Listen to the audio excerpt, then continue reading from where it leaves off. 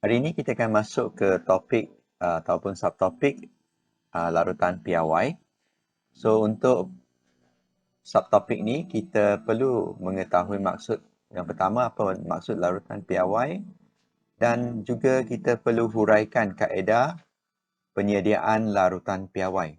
Okey, ada aktiviti yang kita perlu jalankan. Satu kaedah yang pertama adalah daripada bahan pepejal dan kaedah kedua daripada pencairan.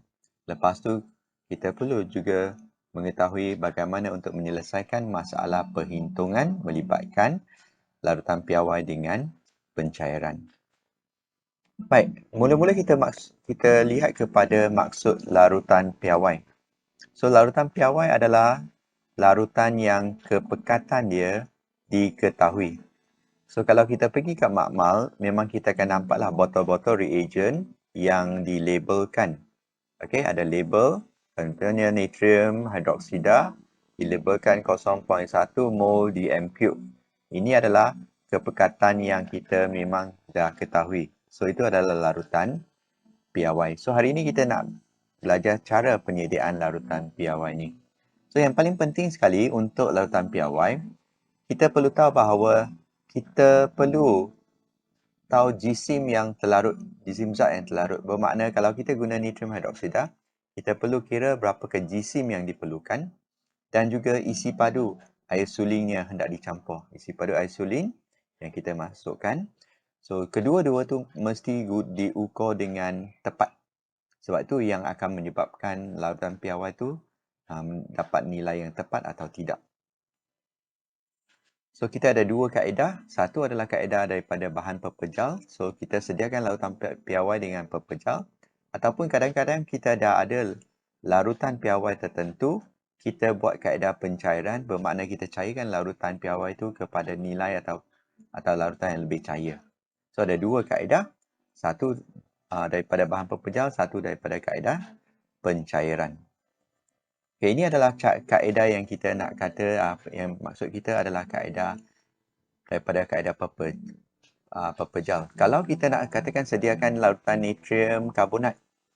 Okay, natrium karbonat ni kita nak sediakan katakan 1.0 mol dm3. Okay, dan kita nak sediakan 250 cm3. Okay, mula-mula kita kena kira bilangan mol yang kita perlu. So kita guna bilangan mol tu, kita guna MV per 1000. So MV per 1000, M adalah kepekatan yang kita nak 1, darab dengan isi padu yang kita nak 250 bahagi dengan 1000, maka kita dapat 0.25. 0.25 ni adalah dalam mol. Kita perlu tukar kepada gram, berapa gram yang kita perlu. Okay, katakan kita nak cari jisim ataupun gram yang kita perlu untuk natrium karbonat, kita perlu kira katakan JMR untuk natrium karbonat. So kita tahu natrium 23, 46 campur dengan 12 campur dengan 48. Jumlah dia adalah, kalau tak silap cikgu, adalah 106. Okay. So kita kena darab dengan 106. 0.25 darab dengan 106. Kita akan dapat 26.5. So jisim yang kita akan gunakan atau kita nak timbang adalah 26.5. Okey, sekarang langkah-langkah pengiraan dah kita buat dengan kaedah mencari bilangan mol dulu. Guna MV per 1000, M adalah kepekatan, V adalah isi padu. Dan lepas dapat bilangan mol, nak dapat jisim kita darab dengan jisim molekul relatif untuk bahan yang kita panggil natrium atau jisim formula reaktif untuk natrium karbonat ni. Dan kita dapat nilai dia 26.5. So kita timbang dengan penimbang elektronik 26.5 gram. Kita masuk dalam satu bikar. Okey. Dan lepas dah masuk dalam bikar, kita akan masuk dengan air suling atau masukkan air suling dalam bikar dan kita larutkan pepejal tadi, natrium karbonat tadi. Dan kita akan tuangkan larutan yang kita sediakan tu, yang telah larutkan natrium karbonat ke dalam kelalang volumetrik. Kelalang volumetrik ni adalah kelalang yang mengukur tepat pada 250 cm3 yang kita nak sediakan. Ada tanda sengatan di mana kita sampai takat ni memang kita akan dapat nilai 250 dengan sangat tepat. So kita lepas kita tuang, Kita dah pindahkan. Okay, apa yang kita buat sekarang, kita sebelum tu cikgu rasa sebelum tu bika yang kita dah tuang tu kita kena bilas dengan air suling.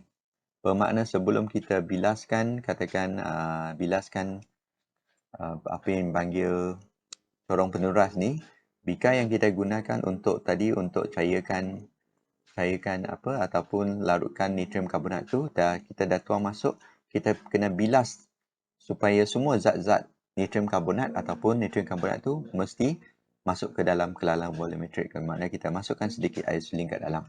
Lepas tu kita akan bilas semula dengan air suling untuk corong penuras pula.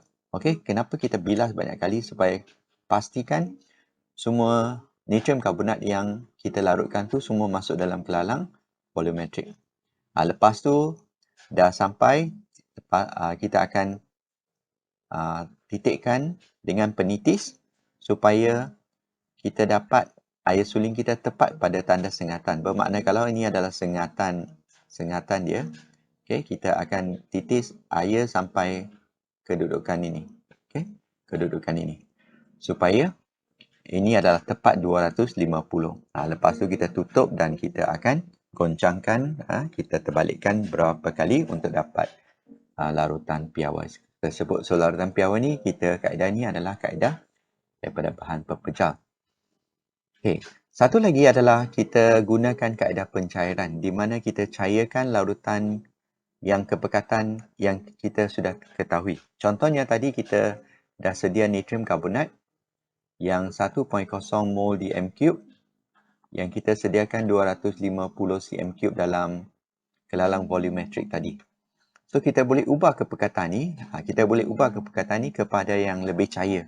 Katakan kita hanya perlu 0.1 mol di m3. Kita boleh cairkan, tapi kita tak bolehlah buat kepekatan yang lebih tinggi, hanya kita kena cairkan saja. Okey. So air yang akan ditambah kepada larutan untuk mengubah kepekatan. Tapi kalau kita tambah air saja, dia tidak mengubah bilangan mol zat. Tapi kepekatan dia dah berubah sebab bilangan mol, katakan kita campur dalam 250 tu air suling, bermakna kita dah cairkan. Tapi bilangan zat tu masih sama. Okay. So nanti cikgu akan terangkan dengan lebih jelas tentang ni. So tujuan untuk pencairan ni adalah mendapat larutan yang lebih cair. Okay. So maksud dia macam ni lah. Kalau kita ada larutan pekat, katakan ada 5 zarah zat ada dekat dalam sini. Kalau kita campur dengan air, okay, zat dia masih 5, tapi yang ni dalam isi padu yang lebih. Ini isi padu yang kurang. So ini lebih pekat. Ini yang lebih cair. Okay, kita teruskan. So untuk mengira isi padu air yang kita nak masukkan untuk dapat kepekatan yang tertentu, kita guna formula M1V1 sama M2V2. Ini adalah kepekatan asal. Okey, dan ini adalah isi padu asal. Ini adalah kepekatan baru. M2 adalah kepekatan baru yang kita nak dan V2 adalah isi padu baru. Okey, contoh kalau tadi kita ada natrium karbonat. Natrium karbonat yang kita sediakan adalah 1 mol di m3. Okey. So kita nak sediakan, katakan cikgu nak sediakan larutan yang 0.1 mol di m3. Isi padu yang cikgu nak untuk katakan kelas adalah 100 cm3 semua. Okey. Macam mana kita nak sediakan? Apa yang kita buat? Kita guna formula M1 V1 M2 V2. Okey. Sekarang ini yang baru M2 V2 ni. So kepekatan yang baru ni cikgu nak ialah 0.1. Isi padu yang cikgu nak adalah 100. Kepekatan larutan asal adalah 1. So isi padu yang perlu digunakan adalah berapa? Isi padu yang perlu digunakan kita katakan V1. So V1 ni kalau kita kira adalah kita hanya perlu 0.1 darab 100 10 cm3. So kita dapat daripada larutan asal 10 cm3. Okey, 10 cm3 kita masukkan dalam kelalang volumetrik. Okey, kelalang volumetrik yang 100 ada tanda sengatan 100, kita masuk 10. 10 tu Lepas tu kita masuk air suling sampai 100. Okey, bermakna di sini dah 10, kita campur dengan 90 cm3 air suling. So kita akan dapat larutan piawai yang 0.1 mol dm3. Okey.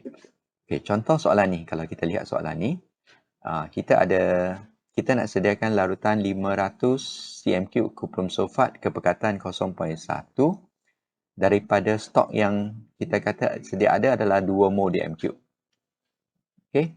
So kita nak sediakan, macam mana kita nak sediakan? Kalau kita buat kiraan M1V1, M2 V2, ini kepekatan yang kita nak adalah, yang baru adalah 0.1 darab dengan V yang kita nak 500. M yang kita kepekatan asal adalah 2, V ni kita nak kira. So V 1 ni adalah 0.1 darab 500 adalah 50 bagi 2. Kita perlu guna 25 cm3. Okay. So 25 cm3 ni kita ambil, kita kata yang larutan yang kita ada ni, kuprum sulfat ni, kita ukur 25 cm3. Okay, 25 cm3 ni kita guna pipet lah ya. Pipet ni kita sudut stok yang kita kata yang tadi yang cikgu nak adalah 2 mol dm3 yang asal tu. Kita sudut sampai 25 dan kita masukkan dalam kelalang volumetrik yang 500. Okey, 500 kita masukkan. So ini dalam sini ada 25. Lepas tu kita kena masukkan air suling. Lepas dah masukkan ke dalam kelalang volumetrik, kita mesti masuk dalam kelalang volumetrik ni. Berapa lagi? Katakan asal ni 25, kita nak sampai 500, kita mesti masuk 475 cm3 lagi air suling ke dalam. Okey. Dan sebelum sampai ke tanda sengatan, kita berhenti dan kita titis dengan penitis secara perlahan-lahan supaya dapat, katakan ini lautan semula, kita akan dapat meniskus dia macam ni. Air dia akan meniskus ke bawah. So kita dapat larutan tersebut. Okay, yang tepat dengan 500. Lepas tu baru kita goncang. So daripada kepekatan asal 2 mol dm3, okay, kita dah boleh tukar kepada 0.1 mol dm3. Itu adalah kaedah untuk penyediaan larutan piawai melalui pencairan. Okay, ini adalah contoh pengiraan yang kita boleh belajar daripada untuk penyelesaian masalah larutan piawai dan pencairan. Contoh, kalau kita diberi 75 cm3 asid nitrik 2 mol dm3 dicairkan kepada X yang kita tak tahu bila 25 cm air suling ditambah. Okay, hitungkan nilai X atau kepekatan baru tersebut. So kita dah tambah air ke dalam. So kita guna formula M1V1, M2 V2, kepekatan asal 2, isi padu asal 75. Kepekatan baru kita nak cari, kita letak X ataupun M2. V2 kita kena faham. Asal 75 campur dengan air suling 25. Sekarang jumlah isi padu dia dah jadi 100. So M2 sama dengan 150 bagi dengan 100. Kita akan dapat 1.5 mol dm3. Okey. Baik, contoh soalan ni, katakan kepekatan, kita nak tentukan isi padu kepekatan asid hidroklorik 2 mol dm3 yang perlu digunakan atau dipipetkan ke dalam kelalang volumetrik 250. Ini adalah isi padu yang kita nak sediakan yang kepekatan dia 0.2. So kita masih guna balik ke M1 V1, M2 V2. Kepekatan asal adalah 2. Isi padu yang kita nak gunakan kita tak tahu, kita nak kira. So kita letak V1. Kepekatan baru 0.2.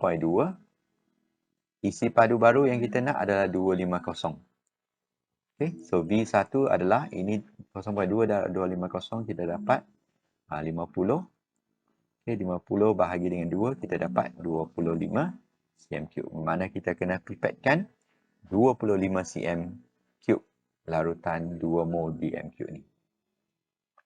Okey, kita cuba selesaikan aktiviti 6.9 sebagai kerja rumah dan juga ujikan diri 6.6 sebagai kerja rumah. Baik, kita berhenti di sini.